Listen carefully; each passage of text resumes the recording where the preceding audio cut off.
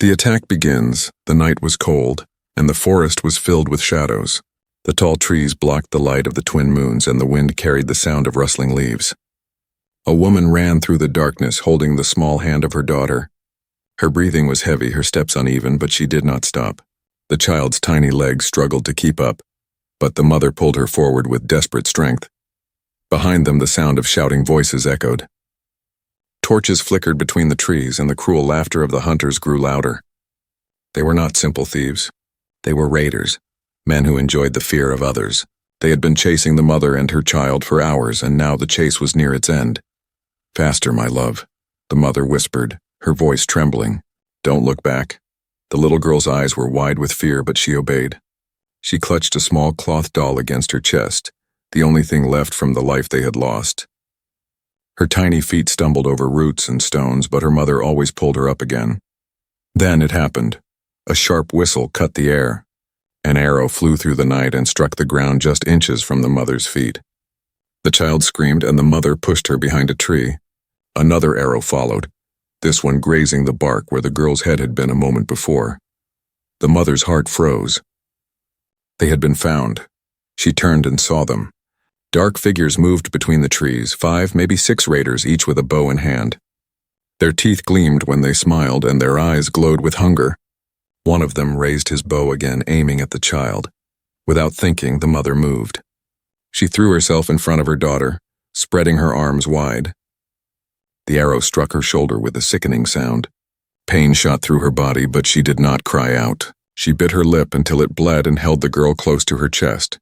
The little one began to sob. "Mama, Mama!" The mother's vision blurred, but her will was strong. She had promised herself. No harm would come to her child, not while she still breathed. She pressed her hand over the wound, feeling the warm blood, and looked at the raiders with burning eyes.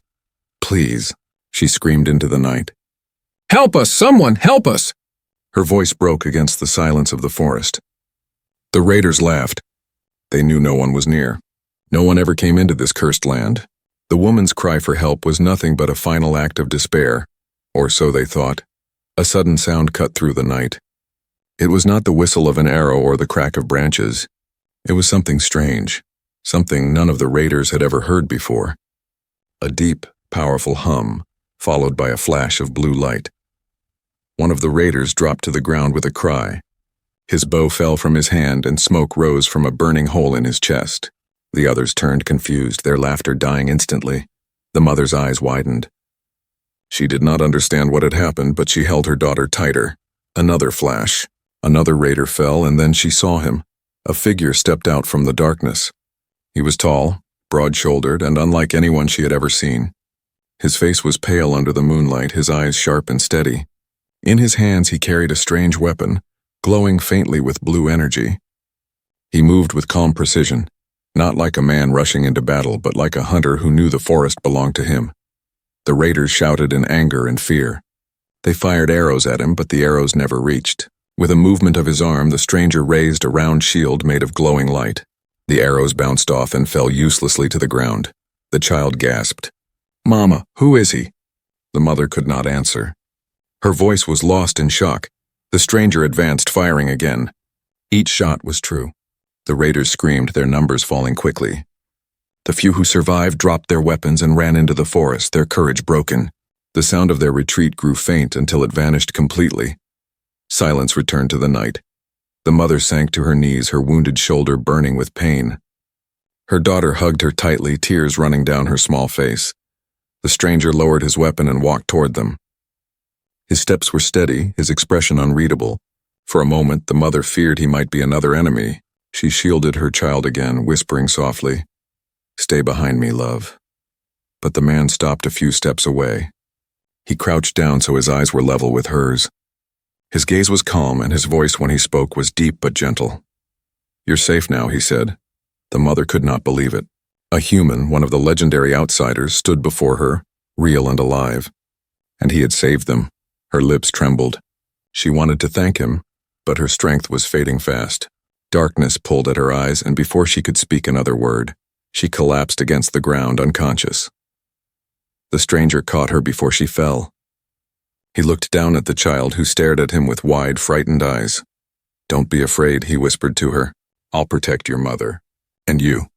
The little girl said nothing. She only hugged her doll tighter, her heart pounding as the forest grew silent once again. The hidden village. The battle outside the cave ended as quickly as it had begun. When the last arrow fell and the raiders' voices faded into the night, silence returned. Daniel lowered his shield of light, his breathing calm, his face unreadable. To Lyra, he looked like a man carved from stone, unshaken even after standing alone against so many. Inside the shelter, her mother stirred. A soft moan escaped her lips and her eyes fluttered open. Lyra, she whispered weakly. The little girl rushed to her side. Mama, you're awake! She grabbed her hand, her small fingers trembling with relief. The mother blinked, confused, then noticed the bandages glowing faintly on her shoulder. She sat up slowly, wincing in pain, and her gaze fell on the stranger standing nearby. Her heart clenched. A human, the very being she had only heard of in stories, tales whispered by elders about creatures from distant stars. Legends said they were powerful, dangerous, and not to be trusted. The man spoke softly. You should rest. The wound is deep, her eyes narrowed. Why help us? Daniel didn't flinch at her suspicion. Because no one else would. The answer unsettled her. It was too simple, too plain. She wanted to believe him, but fear held her heart. Morning came. The forest outside was quiet, the light of dawn pushing away the shadows. Daniel moved with purpose, preparing food strange but nourishing. He gave a portion to Lyra, who accepted it shyly, then offered some to her mother. At first, the mother refused, but the hunger in Lyra's eyes forced her to accept, just enough to keep her strength. The girl, however, ate quickly. For the first time in days, she tasted something warm. Her eyes lit up, and for a brief moment she smiled. Daniel noticed, and though he said nothing, a faint softness flickered across his face. After eating, Lyra followed him curiously around the shelter. The place was filled with objects she could not name, metal tools, glowing panels, and screens that displayed shifting lights. She reached out to touch one, but Daniel stopped her gently. Careful, he said. Some of these are dangerous. Her eyes widened. Are you a wizard? Daniel almost smiled. No, just an engineer. The word meant nothing to her, but she liked the sound of it. Later that day, Daniel stepped outside, scanning the forest. The mother, now stronger, sat up and demanded, Where are you taking us? He turned back to her. There's a village hidden deeper in the valley. If you stay here, the raiders will return, but if you reach the village, you'll have safety. Her eyes narrowed. And you? Why not go alone? Why involve yourself in our struggle? For the first time, Daniel hesitated. His gaze drifted toward the trees as if he saw something far beyond them. When he spoke, his voice carried a shadow of pain. Because once, I failed to protect someone. I won't make that mistake again. The mother felt her chest tighten. She wanted to ask more, but his expression warned her to remain silent. The journey began at dusk. Daniel led the way, his weapon slung across his back. The mother leaned on a walking stick he had crafted for her, her steps slow but determined. Lyra skipped between them, her small hands brushing both for comfort. The forest grew denser, the air filled with the calls of strange creatures. Once they heard the distant howl of beasts, but Daniel's steady presence kept them moving forward. Finally, after hours of walking, they reached a steep ridge. Daniel motioned for them to climb carefully. At the top, the view opened and the mother gasped. Below, hidden in the valley, was a village unlike any she had imagined. Small homes of wood and stone nestled close together, smoke rising from chimneys. But what shocked her most was not the buildings, it was the people. Not only her kind lived there. She saw faces of different species, survivors from many worlds, all gathered together in this hidden place. Children played in the dirt. Traders carried baskets. Guards watched the perimeter with weary eyes. It was not just a village. It was a refuge. Lyra's face lit up. Mama, look! Other children. The mother's heart lifted, but at the same time she worried. Why was this human here, living among her kind? What was his purpose? As they entered, villagers stopped and stared. Whispers rose quickly, eyes fixed on Daniel, then on the wounded woman and her child. An elder stepped forward, his face lined with age. You brought outsiders again, Daniel? His voice carried both respect and warning. Daniel replied calmly. They were hunted. They had nowhere else to go. The elder studied the mother, then Lyra. His eyes softened, but his words were stern. You put us all at risk. The raiders grow bolder every time. The mother clenched her fists, guilt burning her cheeks. But before she could speak, Lyra stepped forward, clutching her doll. Please, she said, her voice small but brave. We have nowhere else. Don't send us away. The elder's gaze lingered on her innocence. Finally, he sighed. Very well, but only for a time. When the danger passes, they must move on. The villagers murmured in agreement, some kind, others doubtful. Daniel gave a short nod. Thank you. That night, they were given a small hut on the edge of the village. Lyra curled up beside her mother, finally able to sleep without fear. The mother, however, stayed awake, staring at the roof. Her thoughts swirled. The human, Daniel, had risked everything for them. Yet he carried secrets, shadows that weighed on his heart. She turned to look at Lyra, who slept peacefully for the first time in many nights. A strange feeling settled inside her, hope, fragile but alive. For the first time, she wondered if fate had led them to this man not by chance, but by design. The stranger's shield. The forest was silent after the battle, yet the air still smelled of smoke and fear. The mother lay weak in the stranger's arms, her wound bleeding heavily. Her daughter stood close, clutching her doll so tightly that her little knuckles turned white. The human glanced at the wound, then back at the frightened child. His jaw tightened. She won't last long if I don't treat this, he muttered. The girl blinked at him, unsure if she should trust his voice. His words sounded different, sharp, foreign, but strangely, she understood them. Somehow he spoke her language. The human knelt, placing the mother gently on the ground. He opened a pouch strapped across his side, pulling out a small box covered in glowing lines. With a swift motion, he pressed a button, and the box unfolded, revealing tools that gleamed with blue light. The girl gasped. She had never seen such things before. The raiders used stone blades and poisoned arrows. Even her village, before it was destroyed, had only simple medicine. This man's tools looked like they belonged to the sky. What are you doing to my mama? The girl asked, her voice trembling. The man looked at her, his expression calm. Saving her, he said simply. He worked quickly, cleaning the wound with a spray that hissed softly, then sealing it with a strip of shining material that melted into her skin like water into soil. The mother groaned in pain, but did not wake. The girl watched with wide eyes. Slowly she stepped closer, her fear fighting with curiosity. Are you a spirit? She whispered. Or a demon? The man paused for a moment, then shook his head. Neither. I'm human. The word meant little to the child, but she felt its weight. She had heard the elders speak of such beings, creatures from the stars who were stronger and stranger than any other. Many believed they were myths. But now one stood in front of her, real and breathing.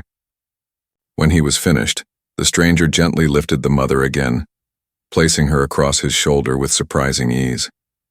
Then he looked down at the girl. We can't stay here. More will come. The girl's small body shook.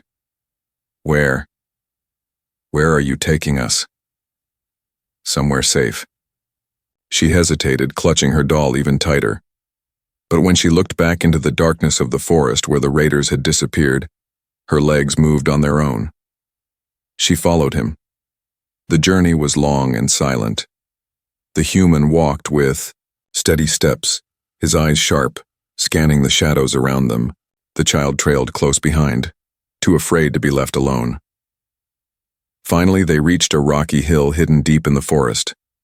At its base was a dark opening, almost invisible from a distance. The man stepped inside, and the girl followed. The cave was larger than she expected. Strange lights glowed along the walls, not like fire but like captured stars. In the center stood a small structure made of metal, humming softly with energy. It was not a cave. It was a shelter, hidden and alive with human design. The girl gasped. She had never imagined such a place. The man laid her mother down on a bed made of soft cloth and strange material. He adjusted a glowing device near her, which began to emit a gentle warmth. Will she live?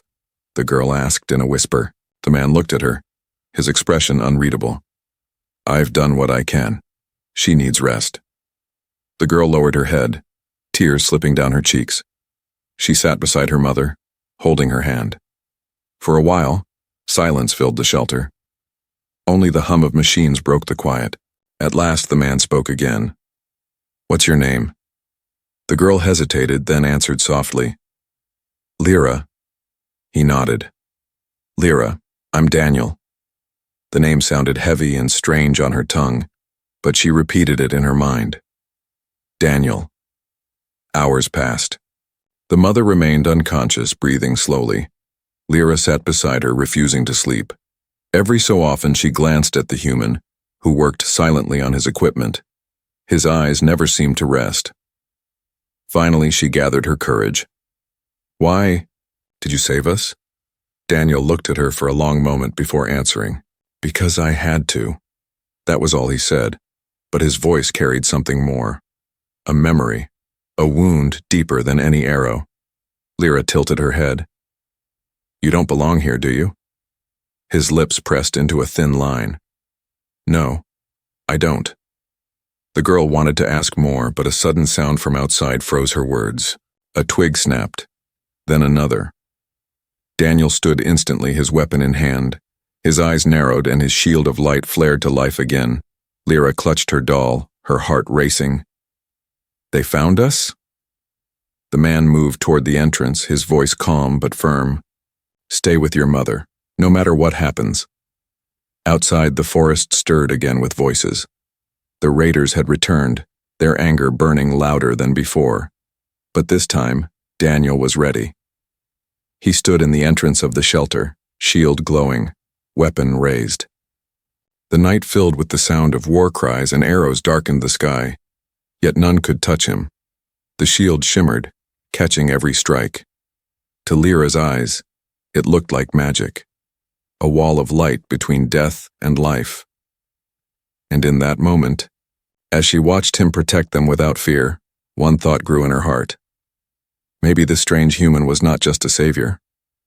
Maybe he was the shield her mother had prayed for. The chase intensifies, the hidden village breathed with quiet life, but beneath the surface fear grew like a storm cloud. The mother noticed it the moment she awoke the next morning. Though villagers smiled politely, their eyes carried unease. Some whispered when she and Lyra walked by. Others looked toward Daniel with both respect and frustration, as if he carried a burden too heavy for one man to hold. Lyra didn't notice. She played with the village children, laughter finally replacing the terror that had haunted her. But her mother saw the tension. She saw the way the guards on the walls watched the forest with anxious eyes. The raiders were not gone. They were waiting. That night, as fires burned low in the village square, Daniel sat apart, sharpening a blade that gleamed under the moonlight. The mother approached him, her steps careful. You knew they would come again, she said softly. Daniel didn't look up. Of course. Raiders don't stop. When they lose prey, they only grow hungrier. Her chest tightened. Then why bring us here? You've placed these people in danger. His eyes finally rose to meet hers, steady and sharp. They were already in danger. At least now you and your daughter have a chance, the words stung. She wanted to argue, but deep inside she knew he was right. The next morning, a scout returned with terrible news. The raiders had gathered in greater numbers. Dozens now, not just a handful. They carried torches, weapons, and rage, and they were moving toward the valley. Panic spread through the village like fire. Mothers pulled their children close. Men argued over whether to fight or flee. Some demanded that the strangers, she and Lyra, be sent away, claiming their presence had drawn the raiders' wrath. The mother stood in silence, her hand holding Lyra's tightly. Her heart ached with guilt. Were these people right? Was she a curse upon them? But then Daniel spoke, his voice cutting through the chaos. They're coming because raiders are greedy, not because of her, not because of the child. The villagers turned to him, some trusting, others doubtful. We fight, Daniel continued. If we run, they will only hunt us down one by one. If we stand together, we stand a chance, the elder frowned. And if we lose? Daniel's jaw tightened. Then at least we fall fighting, not running. The crowd murmured, divided. Some were inspired, others afraid. That night, the mother found herself unable to sleep. She sat outside the small hut watching the stars. Daniel joined her, silent at first. Then he spoke, his voice low. "You don't trust me," she flinched. I don't know what to think. You are not one of us. You are something. More." He gave a short, humorless laugh. "More, no, I bleed the same as you. I've made mistakes. I've lost people. I'm no savior." His eyes darkened with memory. For a moment she saw the pain he carried hidden beneath his calm. She wanted to ask, but his silence warned her not to. Instead, she whispered, "Why protect us?" Daniel turned to her, his gaze steady. "Because I see myself in your fight. Once I failed someone who needed me. I won't let that happen again." Her throat tightened. She wanted to speak, to thank him, but words would not come. The next day, the village prepared for battle. Men sharpened spears. Women carried water and gathered food. Children were hidden in underground shelters. Lyra clung to her mother's hand, her small eyes wide with fear. "Mama, will the bad men find us again?" The mother knelt, brushing her daughter's hair gently. "They might, but this time we are not alone." She glanced at Daniel, who stood at the edge of the village, his weapon glowing faintly in the sunlight. The girl followed her gaze and whispered, "He will protect us." The mother's heart trembled. Yes, he would. But at what cost? When dusk fell, the forest stirred. The sound of drums echoed low and menacing. Then came the torches, dozens of them moving like fiery snakes between the trees. The raiders had come. They poured into the valley with shouts of war, arrows ready, blades raised. The villagers braced themselves, fear tightening their throats. At the front, Daniel stood tall, shield already glowing, weapon humming with power. He turned once, looking at the villagers, then at the mother and Lyra. "Stay behind me," he told them. The mother wanted to protest, to fight beside him, but his gaze silenced her. She pulled Lyra close, heart pounding as the first arrow flew. It struck Daniel's shield and shattered into sparks. Then the battle began. Arrows rained down, striking against the glowing wall of light. Daniel moved like a force of nature, returning fire with deadly precision. Raiders fell, their screams filling the night, but there were too many. They swarmed the walls, climbing, breaking through. Villagers fought with spears and stones, their cries desperate. The mother grabbed a fallen blade, standing in front of Lyra. Her hands shook, but her will was iron. No one would touch her daughter again. She cut down a raider who charged at them, the shock of the kill sending fire through her veins. For the first time, she fought not as prey but as protector. Daniel saw her and shouted, "Stay close!" She nodded, blood pounding in her ears. The night blazed with chaos. Fire spread through the village. Screams filled the air. Yet through it all, Daniel stood unbroken, his shield holding, his weapon never missing. Still, the raiders pressed on. Their leader, a massive brute with scars across his chest, roared above the crowd. He pointed at the mother and Lyra. "Take them!" The woman and child. Her blood ran cold. Daniel's eyes locked on hers. For a heartbeat, the world went silent. He saw her fear, her desperation, her refusal to give in. And in that moment, he made a choice. He would not let them fall. Not this time. Trust and secrets, the battle raged until dawn. When the first rays of light touched the valley, the raiders finally withdrew, dragging their dead and wounded with them. The village was scarred, walls broken, homes burned, and bodies lying still in the dust. Smoke curled into the sky, carrying with it the bitter scent of loss. The mother stood with Lyra in her arms, trembling. She had survived. Her child had survived. But her heart ached for the people who had fallen, for the village that had sheltered them even in doubt. Daniel moved among the wounded with steady hands. He used his strange tools to close cuts, heal burns, and steady breathing. His calm never wavered, though his clothes were torn and blood stained his arms. Some of it was his own, but he ignored it. When he reached the mother, he stopped. "You fought," he said, his voice low but firm. She lowered her eyes, still clutching the blade she had used. Her hands were stained with blood, her stomach twisted with nausea. "I had no choice," Daniel shook his head. "You had courage." Her breath caught. She didn't know how to answer. That evening, the village held a quiet gathering. There was no celebration, only mourning for the lost and whispered prayers for strength. The elder spoke of rebuilding, of holding together, but his eyes, like many others, lingered on Daniel. Some with gratitude, some with unease. Later, when the fires dimmed, the mother found Daniel sitting outside the broken wall. He sat alone, staring into the forest where the raiders had fled. His weapon rested at his side, but his eyes were far away. "You saved us again," she said softly, approaching. His jaw tightened. For now. She hesitated, then sat beside him. For a long time, silence stretched between them. Finally, she asked the question that had haunted her since the night they first met.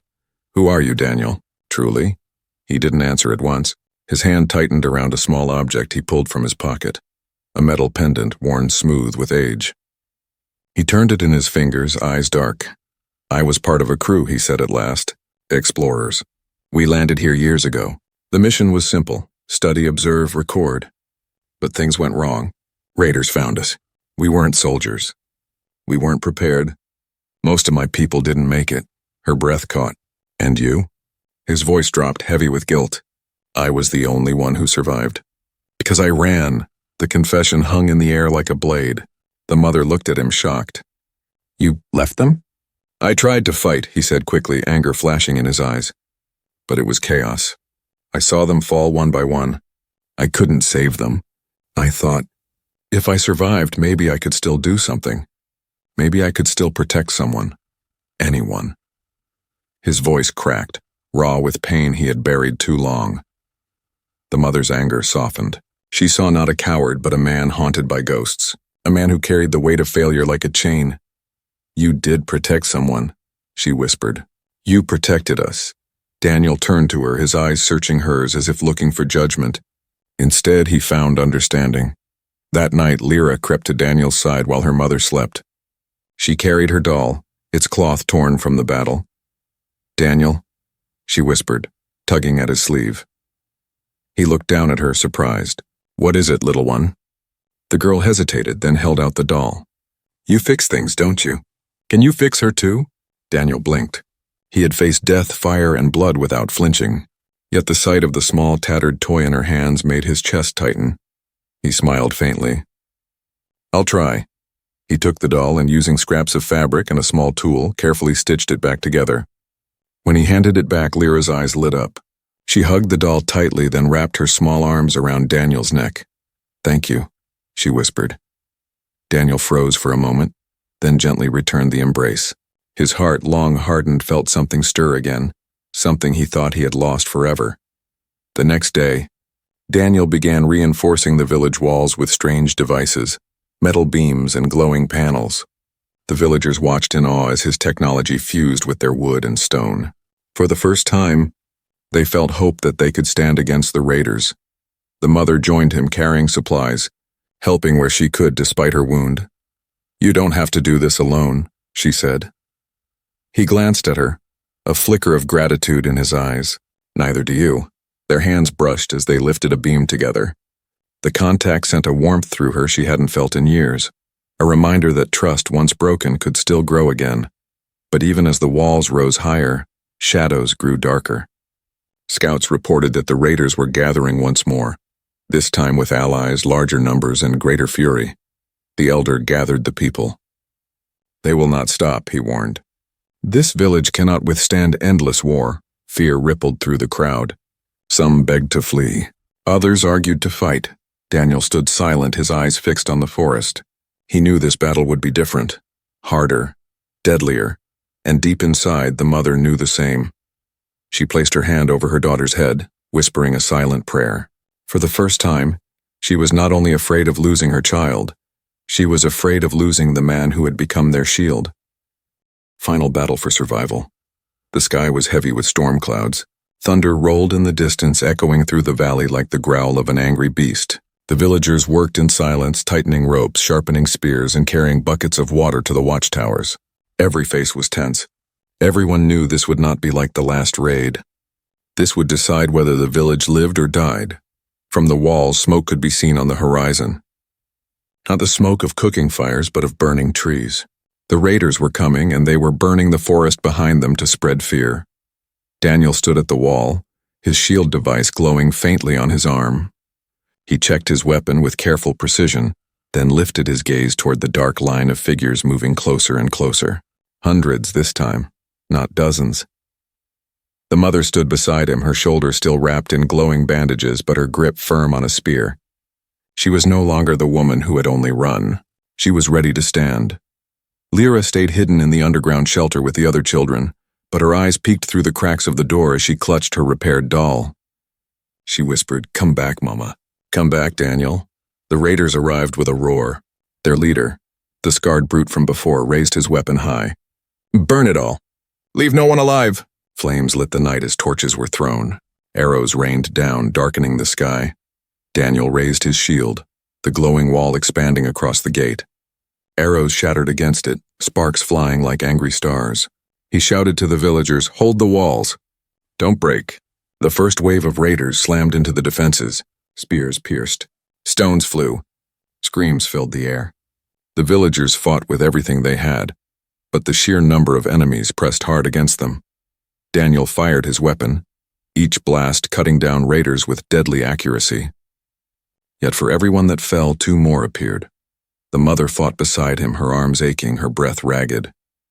A raider charged at her with a blade, but she thrust her spear forward, driving it through his chest. Blood splattered her face, but she did not falter. Her daughter's safety gave her strength she didn't know she had. Daniel glanced at her briefly, his eyes full of respect. She was no longer a victim. She was a warrior, but the battle turned darker. The raiders brought siege engines. Wooden rams and spiked towers dragged across the earth. Fire spread along the outer homes, smoke choking the air. The villagers began to falter. The elders shouted, "We can't hold much longer!" Daniel's mind raced. His shield was strong, but its power was not endless. The device on his arm flickered faintly. Its energy reserves were draining fast. He cursed under his breath. If the shield failed, the village would be torn apart. The scarred raider leader laughed as he saw the defenses strain. "The human falls tonight. His light will die with him." Then something changed.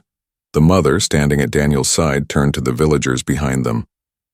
"Do not give up. Do not fear them. This is our home, and tonight we fight not alone." Her voice rang out strong, cutting through the chaos. For a moment, the villagers paused. They looked at her, the woman they once saw as a burden. Now she stood bloodied but unbroken, her eyes blazing with fire. Their spirits lifted. They roared together, pushing back harder than before. Spears struck true, shields locked tighter, and arrows of their own rained down. Daniel felt the shift. Hope. He drew strength from it, his weapon firing with renewed fury. The battle raged into the heart of the night. Rain finally began to fall, hissing against flames, but the fight did not end. At the broken gate, Daniel faced the raider leader directly. The brute swung a massive axe, each strike shaking the ground. Daniel's shield absorbed the blows, but sparks burst with every impact, draining its power further. The mother fought nearby, slashing at raiders who tried to reach him. Her body burned with exhaustion, but she refused to fall. Finally, the raider leader roared and swung with all his might. The shield flickered and shattered. Daniel stumbled back, weapon nearly ripped from his hand. The brute raised his axe again, victory flashing in his eyes. But before the strike could fall, the mother hurled her spear. It struck the raider's side, piercing deep. He roared in pain, staggering. Daniel seized the moment. With a final surge, he fired his weapon point blank. The blast struck the raider's chest, tearing through armor and flesh. The leader's scream echoed across the battlefield before his body collapsed into the mud. The remaining raiders, seeing their leader fall, hesitated. Their courage cracked. Then, like a tide pulling back, they fled into the forest, leaving the dead behind. Silence fell. The villagers stood in shock, their weapons still raised, as the enemy disappeared into the trees. Then a cheer rose, weak at first, then louder until it thundered through the valley. They had survived. The mother sank to her knees, trembling, her eyes wet with tears. Lyra burst from the shelter, running to her. "Mama!" she cried, throwing her arms around her. The mother held her tight, sobbing. "I'm here, my love. I'm here." Daniel stood nearby, exhausted, his shield device sparking uselessly on his arm. His body ached, his lungs burned, but his eyes remained sharp. He looked at the villagers, at the mother, at Lyra, and for the first time in years he allowed himself a faint smile. The village was safe. For now. Yet deep inside, Daniel knew this was not the end. Raiders would return. Perhaps stronger, perhaps smarter. And his shield was nearly broken. But as he watched the mother holding her daughter, her face glowing with both relief and strength, he also knew something else. He was no longer fighting alone. A new beginning. The battle was over, but the scars remained. The village smelled of smoke and rain, the ground littered with broken weapons and shattered shields. The people moved like ghosts through the ruins, pulling the wounded from the mud, tending to the fires that still smoldered. Children clung to their parents, some sobbing, some too stunned for tears. Yet for the first time in many nights, the village still stood. The mother sat near the fire with Lyra curled against her chest. The child had cried herself to sleep, her small fingers clutching the repaired doll. The mother stroked her daughter's hair, her heart heavy yet relieved. Daniel stood a short distance away, helping repair a collapsed wall. His movements were slower now, every step heavy with exhaustion, but he kept working. The villagers, who once looked at him with suspicion, now followed his lead. Some even whispered thanks as he passed. The mother watched him quietly. The man who had been a stranger, a shadow in the forest, was now the reason her child still breathed. That evening, the elder called the village together. His voice, cracked with age, carried strength. "We live because of courage," he said. "Not only the courage of our people, but also the courage of one who was not born among us. Without the human, we would not stand here tonight." All eyes turned to Daniel, some with awe, some with gratitude. The elder continued, "We must decide his place among us. Is he to remain a stranger, or do we accept him as one of our own?" A murmur rippled through the crowd. For the first time, voices leaned not toward fear but toward hope. The mother stood, surprising even herself. Her voice carried across the people. "He is no stranger. He is the shield that stood when our walls broke. He is the light that held back the dark. Without him, my daughter would be gone. Without him, I would be gone." Her hand tightened on Lyra's shoulder. "I say he belongs." Lyra, half asleep in her arms, stirred and added in a soft, drowsy voice, "He's our protector." A hush fell. Even the hardest faces softened. The elder nodded slowly. "Then so it shall be." Later, as the village settled, the mother approached Daniel.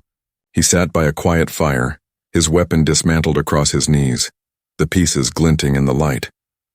"You heard them," she said gently. "You're no longer alone." Daniel's eyes flicked up to her, then back to the weapon. "It won't last. Raiders don't forget. They'll come again, and I can't promise my shield will hold next time." The mother sat beside him, her wound aching but her spirit steady. "Then we prepare. We rebuild stronger, and this time, you won't carry the fight alone." For the first time, Daniel let out a long breath as though a weight had lifted. His eyes softened and he studied her face, the firelight reflecting in her eyes, the strength etched in her scars. "You've changed," he murmured. "So have you," she replied. Their words lingered in the quiet, unspoken but heavy with meaning. That night, Lyra slipped from her bed and wandered toward them. She clutched her doll and sat between Daniel and her mother, leaning against him without fear. "Tell me a story," she whispered, her eyes half closed. Daniel hesitated. "A story?" The child nodded. "One where the heroes win." He looked at the mother, who smiled faintly, then back at Lyra. For a moment, his lips twitched into something close to a smile. "Once," he began slowly, "there was a girl and her mother. They were brave, even when the world tried to break them, and they found a village and a man who thought he had nothing left to give. But together, they proved the world wrong." Lyra's eyes drifted shut, her breathing soft. The mother's gaze lingered on Daniel, her heart tightening.